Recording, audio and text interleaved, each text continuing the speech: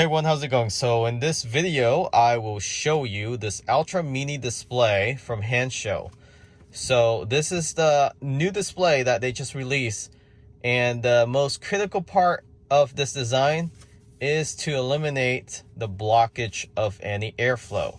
So many of the display that have been released in the past have blocked airflow, and it was an issue for people living in warmer climate area where they were not getting the airflow that they need, and it gets pretty warm in Tesla vehicles. So this is for Tesla Model 3 and Y.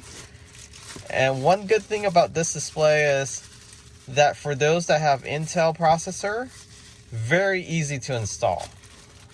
Even for the AMD, is very easy as well. You just have to wire the connection through the dash instead of through the center console. So they're both pretty easy. You don't need to go through the autopilot computer or reach in there. There's no tight space that you need to get through. And this is how it looks like. So it sits on top of your steering wheel column, right behind your steering wheel. It's really just plug and play. So what you do is you replace the top cover of your Tesla Model Y 3, this cover here. So you will extend this wheel all the way out. So you go to your display, go control, you go steering wheel, and you move it all the way out, all the way down. And you use a pry tool. You dig it in. There's two clips. One before the column, you shove it in there, and then one back here. And then it pops open. You put this new Hanshow display on. It looks very modern. It looks like it came with the vehicle. And it sits flush like that. And the only difficult part is just trying to hire this wire. You run it across the dash, and this dash is easy to take off. Run it across, down, and then plug it into the actual blue plug itself, and that is all. So there's no screws, there's no different bolts that you have to tighten up. It's just a pry tool and plug and play. So it's pretty easy to open this up because it's just the same process that you would do for your cabin filter. The two cover that you'll be removing is this one. This is a Gen 2, so you actually don't have to remove this piece. But if you have the Gen 1 dash, there's a piece here that you knock out. Then you remove this cover, and then this cover here. Run the wire from the autopilot computer along the dash there, connect to the actual steering wheel itself, and you're good to go. What I've seen the hardest part is trying to plug this in. So this is what you do when you change your cabin filter. Okay, so the first step we did was remove the cover underneath the passenger seat. So this is what you do when you change your cabin filter. It's really just held in by clips that you use their flathead screwdriver to open up. And it just slides right out. And you want to unplug your light as well as your speaker, so then you will have access computer controller. Then you want to pry this cover out using the large pry tool.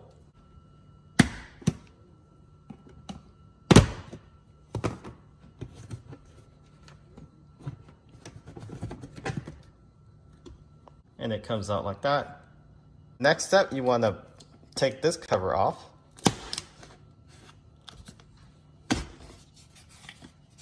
That just came off without a pry tool. So now you can actually run the wire along here, along your dash. All right, using the same pry tool, you want to pop this open. Just like that, same process. And then now you just lift the dash up like so on both sides.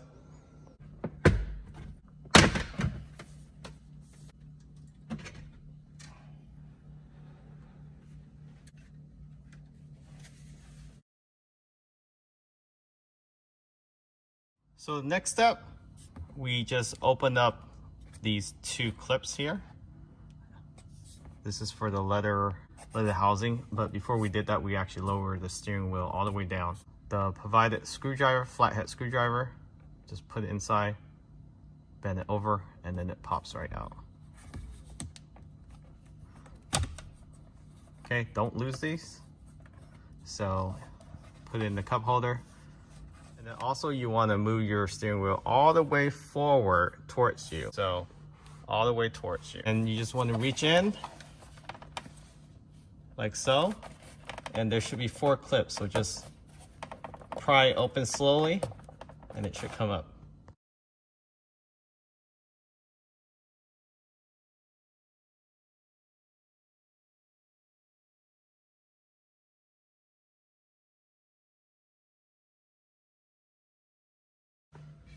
So I found it really helpful. You use a smaller pry tool and poke in the prong. There's 4 clips. So one before the column, the drive column, and then one after it, midway in between. Same thing on the left hand side.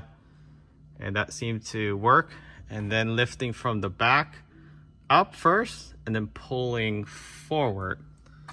And the whole piece came out fairly smoothly. Just do it very slowly and nothing will break. So you do have to transfer this leather piece onto the new. Let's go ahead and do that. And all you need to do is just the 2 sides here. Just pull it outward and it should come right off. And it came right off. Okay. Same thing on the other side.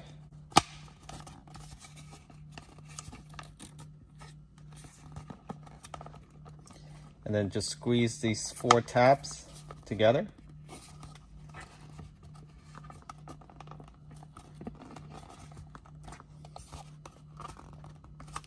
Okay, so this leather cover piece just came right off. The trick is open the side up first and then just squeeze all the tabs and this will just pop right off. Okay, so you want to save this cover, transfer it. All right, so the computer plug is right here.